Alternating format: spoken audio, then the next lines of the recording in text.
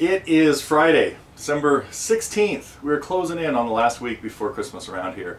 And it's been a really interesting week. Well, interesting for me at least. I hope everybody else is having a good time with the kind of variety of tunes we did. Had to throw in a few Christmas tunes, a few non-Christmas tunes, a few fly on the walls on some kind of unusual topics, and a couple little improv things too that all stemmed out of last week. It's just about as nice today, by the way, here in Northern California as it was last week. Just a little too much noise going on outside, so I figured I'd step into the cozy confines here of Fenway Park. No, the TG Cabin. And anyway, I've had a lot of fun playing some instrumental versions of Christmas carols. As many of you might know, I was heavily influenced by John Fahey.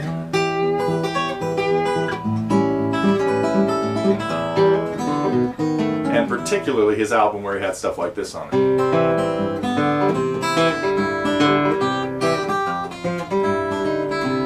And later when he did stuff like...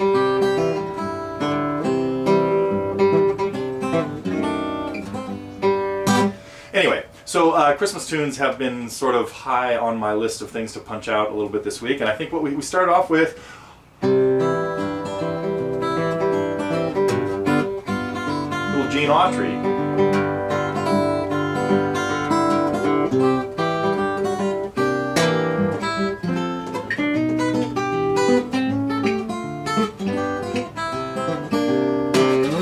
And followed with, you know, this was interesting because, as many of you know,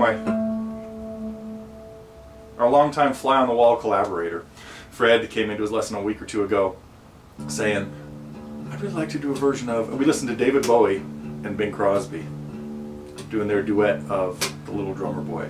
And I woke up the next morning and said, you know, that would make a great guitar instrumental. And here it was.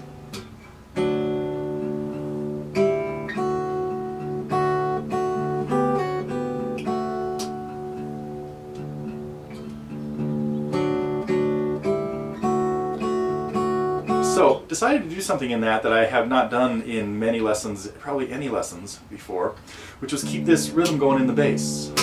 Dotted quarter note and an eighth note just pounding away on the same note until it changes chords.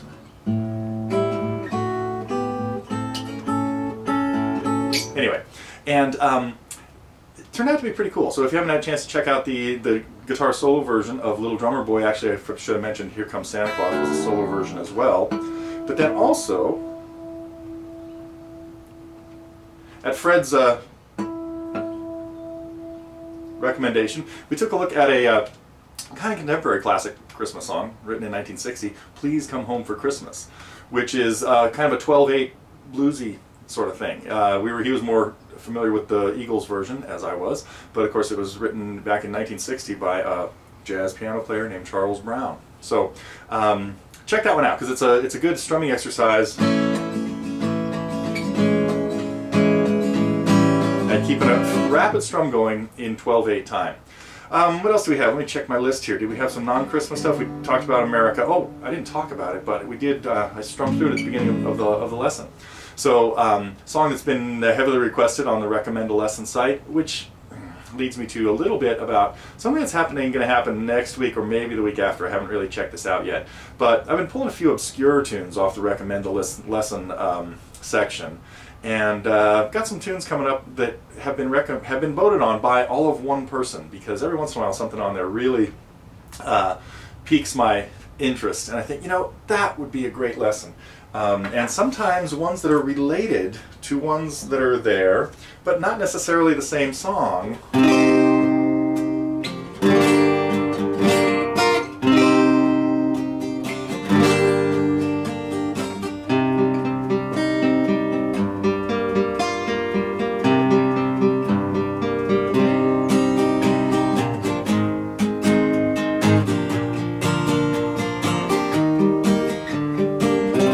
Anyway, I'll let you keep guessing on that. I'm sure people recognize it. Some. So, might see some stuff. Well,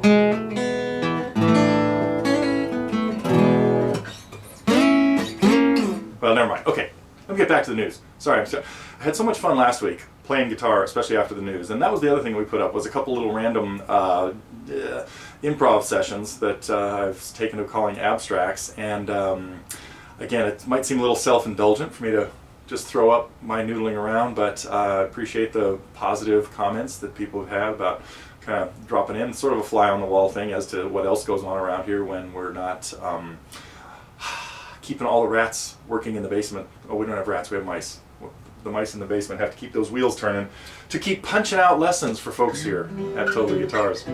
So, what else did we have? Let me see. I think one more thing I got. Oh, the fly on the wall lessons were pretty interesting. Again, one of them was Fred working on Castles in the Air, because we wanted to modify it a little bit because he's still not very far advanced at finger picking yet. So we kind of worked on a little strumming version of it, and then.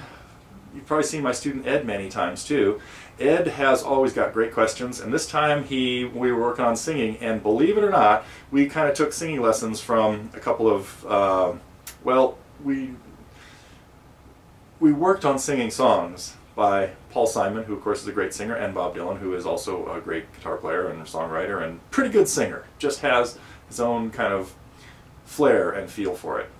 So anyway, that lesson on singing with Ed is we got a lot of good tips in there. So, and then I don't have anything I can really demonstrate this with.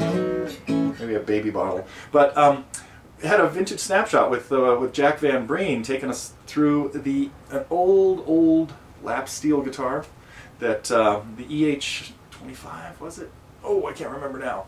Oh well, but anyhow, we always appreciate Jack letting us drop into Guitar Showcase and poke around with some of their things and stuff. So I think that's about it. Next week, Mike tells me we have something really big on the horizon next week, and I'm not really sure what it is yet, but he says it's going to be big.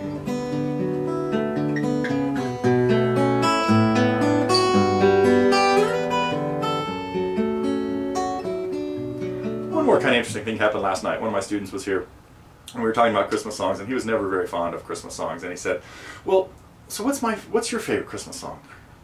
And the first thing that popped into my head was one I just shot a lesson on, which you'll probably see next week. So, and then I thought, that's not really it.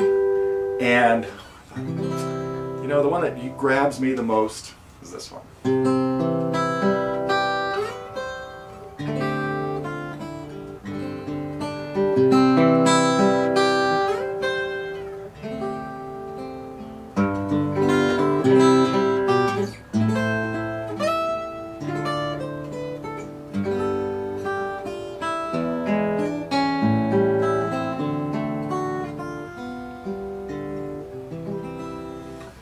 From 1943, 44 movie, Meet Me in St. Louis, which was all about the World's Fair.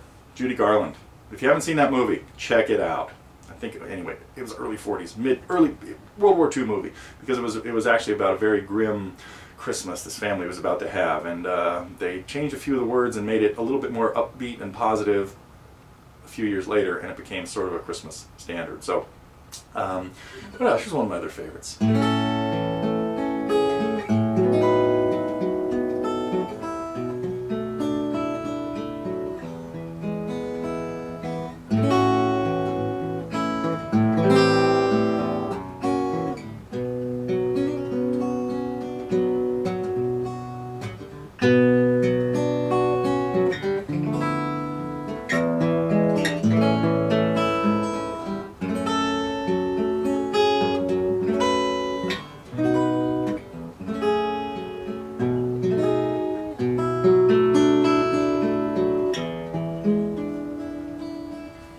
Anyhow, those are all on, they happen to be on my Christmas album, which is available here floating around someplace at Totally Guitars. So if you want to hear more of those arrangements, I didn't mean to turn this into a plug for my album. Never mind.